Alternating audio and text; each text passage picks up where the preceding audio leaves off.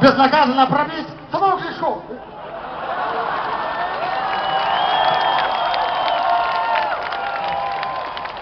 Ладно, спасибо. Спасибо, ребята. Спасибо, девчата.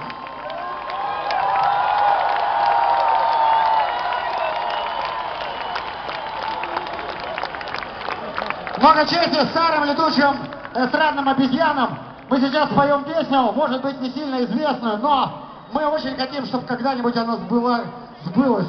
Эта песня называется «Свежий ветер».